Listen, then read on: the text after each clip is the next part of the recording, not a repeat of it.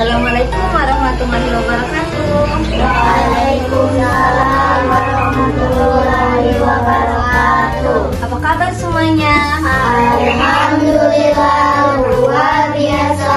Allahu Akbar. Baiklah, sebelum kita memulai pembelajaran kita pada hari ini, ada baiknya kita berdoa terlebih dahulu. Berdoa dimulai.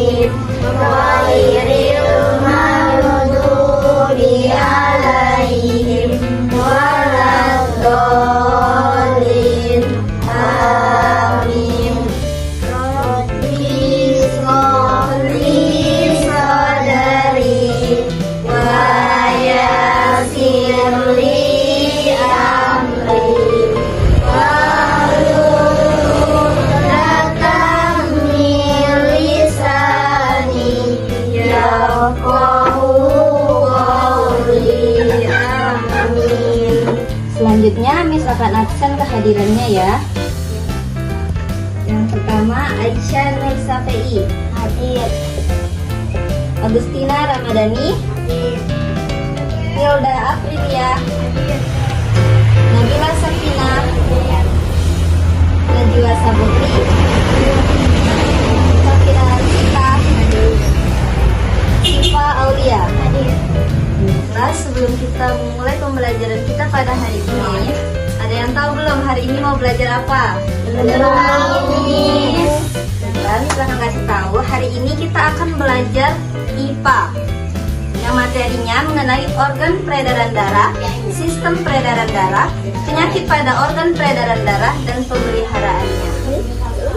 Nah, sebelum kita memulai pembelajaran pada hari ini, Miss telah menyiapkan sebuah video singkat mengenai materi hari ini. Mari kita simak videonya secara seksama ya.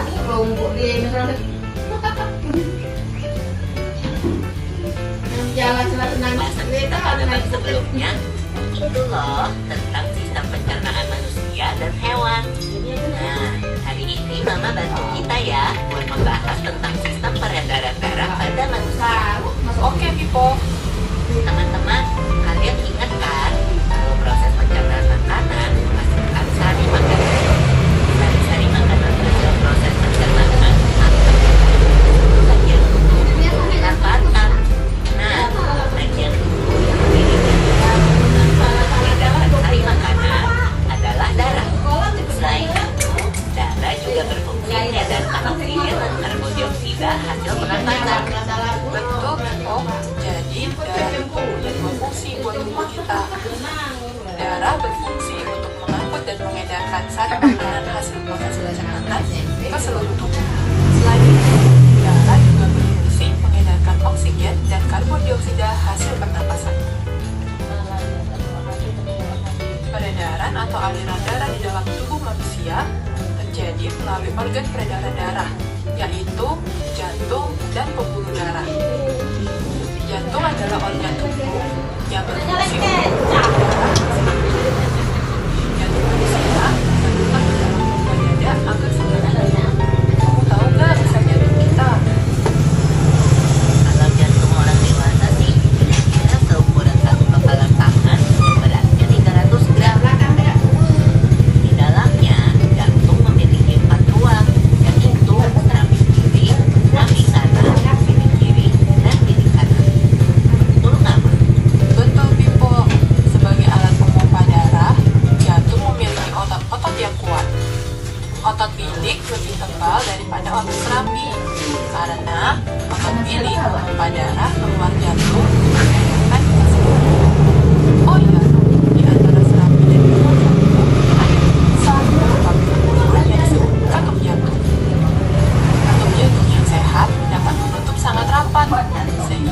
Darah dari bilik tidak bercampur dengan darah dari serambi. Kartu itu membuka dan menutup kandungan. Kalau nggak salah, pembuluh darah dapat dibedakan menjadi dua berdasarkan arah aliran darah, yaitu pembuluh nadi atau arteri dan pembuluh batik atau vena. Benar banget, Bipo. Pembuluh nadi adalah pembuluh yang mengalirkan darah keluar dari jantung. Pembuluh nadi yang paling besar disebut pembuluh. Kalau pembuluh nadi adalah yang mengalirkan darah masuk ke dalam jantung. Pembuluh batik yang paling besar adalah yaitu pembuluh batik atas dan pembuluh batik bawah. Kamu tahu nggak, Bipo? Darah dalam tubuh manusia selalu beredar dalam pembuluh darah, sehingga disebut peredaran darah tertutup. Berdasarkan panjang dan pendeknya jalur yang ditempuh, peredaran darah manusia dibagi menjadi peredaran darah kecil dan peredaran darah besar. Peredaran darah kecil berlangsung dari jantung ke paru-paru, kemudian kembali ke jantung lagi. Urutan peredaran darah kecil adalah ke kanan, ke paru-paru, lalu ke serambi kiri. Berarti kalau peredaran darah besar berlangsung dari jantung ke seluruh tubuh, kecuali paru-paru dan kembali ke jantung. Urutan peredaran darah besar adalah serambi kiri, lalu ke bilik kiri, ke seluruh tubuh, lalu ke serambi kanan. Jelasan video tadi, ada yang tahu tidak apa saja sih alat peredaran darah itu pada manusia? Apa itu? Ya benar. Pertama ada jantung. Jantung itu terletak di sebelah kiri dada kita. Misalkan melakukan praktek sedikit, kalian bisa meletakkan telapak tangan kiri kalian ke sebelah dada kiri kalian. Coba. Ini sebelah kiri ya, dada sebelah kiri. Apa yang kalian dengar di situ? Letakan jantung tersebut suaranya berasal dari jantung yang sedang bekerja memompa darah ke seluruh tubuh. Jantung merupakan organ yang sangat penting di dalam tubuh. Jika jantung berhenti berdetak artinya ya, meninggal. Besar jantung itu kira-kira sebesar genggaman telapak tangan masing-masing.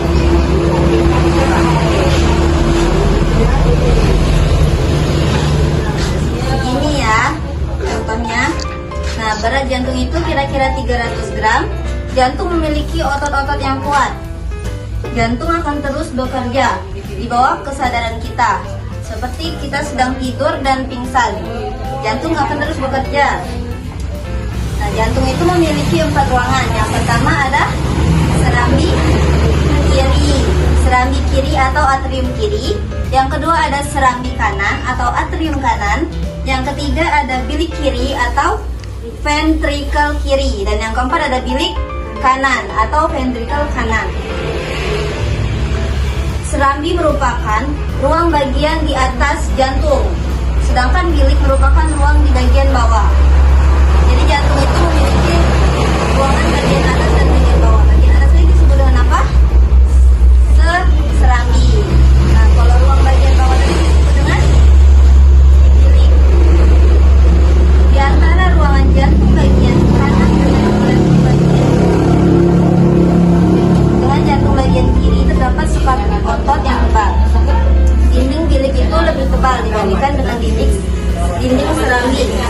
Hal ini dikarenakan bilik jantung bekerja lebih berat dibandingkan dengan serambi, yaitu mengalirkan darah ke jantung dari jantung ke seluruh tubuh. Ruang-ruang pada jantung dilengkapi dengan katup. Nah, katup ini berfungsi untuk menghalangi darah mengalir kembali ke ruangan lain. Katup-katup tersebut membuka dan menutup selama dengan denyutan jantung. Baiklah, itu saja materi mengenai jantung. Ada yang ingin ditanyakan? Jika tidak ada, Miss yang bertanya. Jantung itu terletak di bagian sebelah mana? Kiri. Sebesar kira-kira jantung itu? Sebesar segenggaman tangan. Dan beratnya 300 gram. Jantung memiliki berapa ruangan? Apa saja? Bilik kiri dan bilik kanan.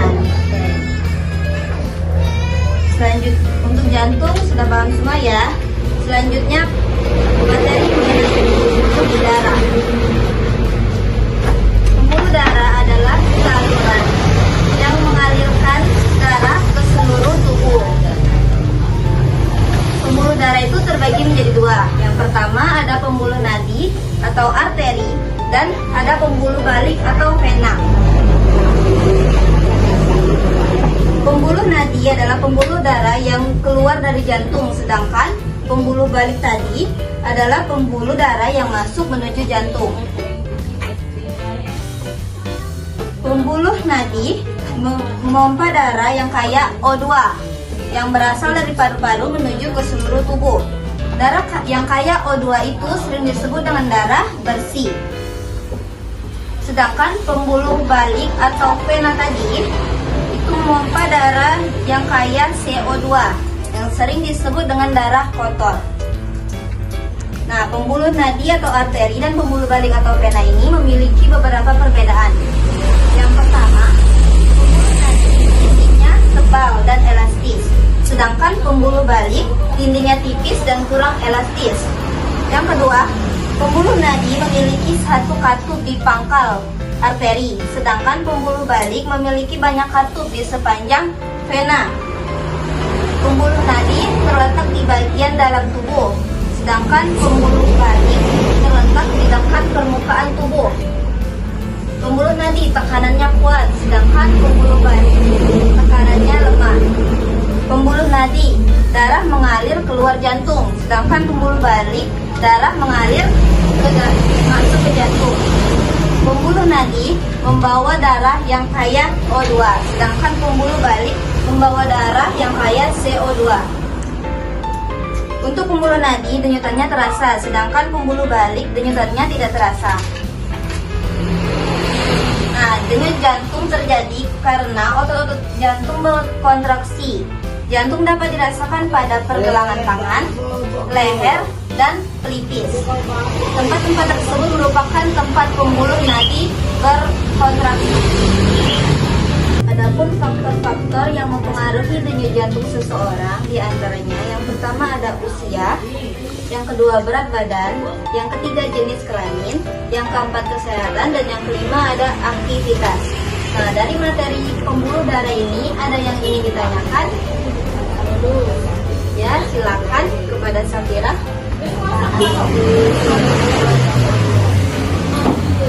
Pertanyaannya, apa yang dimaksud dengan O2 dan CO2? Nah, O2 itu merupakan oksigen, ialah udara bersih yang kita hirup.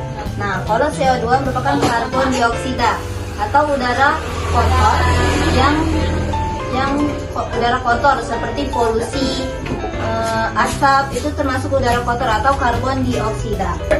Kepada Safira, apakah sudah paham? Yang ingin bertanya lagi? Tidak ada? Jika tidak ada, misalkan ulangi materi kita. Pembuluh darah itu terbagi menjadi berapa? 2, yaitu pembuluh nadi dan pembuluh vena. Nah,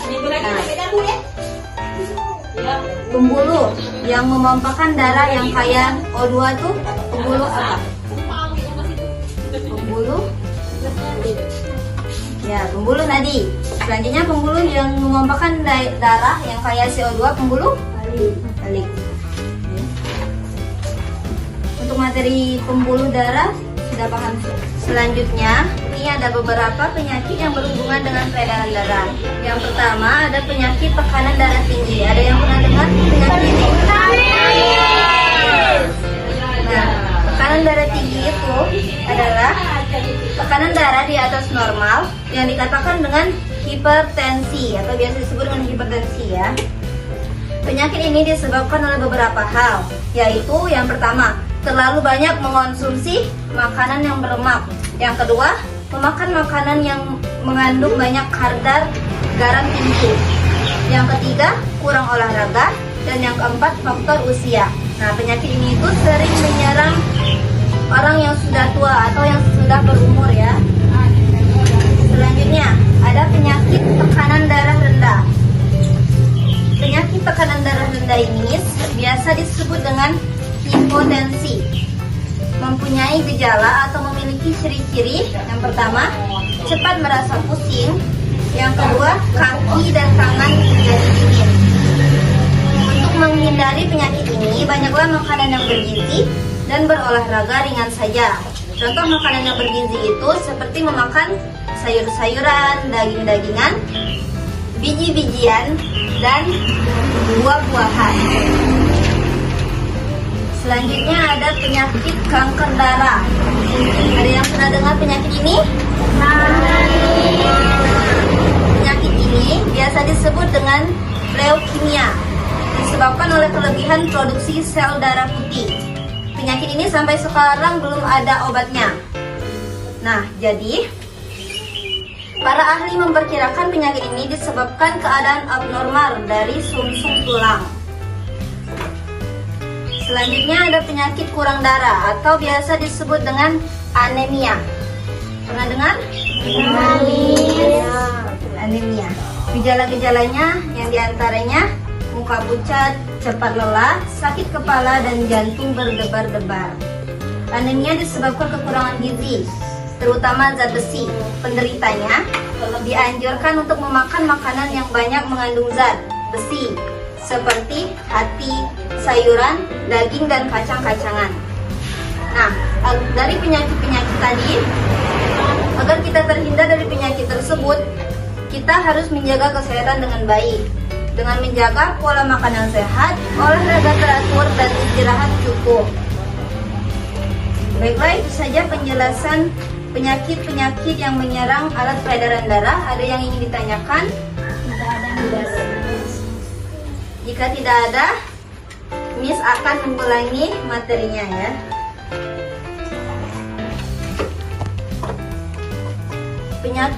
Penyakit yang ada pada peredaran darah itu ada apa saja tadi? Seingat kalian? Kanker darah, terus darah tinggi, darah rendah, terus yang terakhir kurang darah. Baiklah, selesai sudah pembelajaran kita pada hari ini. Miss harap kalian mengerti ya. Nah, sebelum kita mengakhiri pembelajaran ini, biar semangat, kita tebuk IPA terlebih dahulu. 1, 2, 3.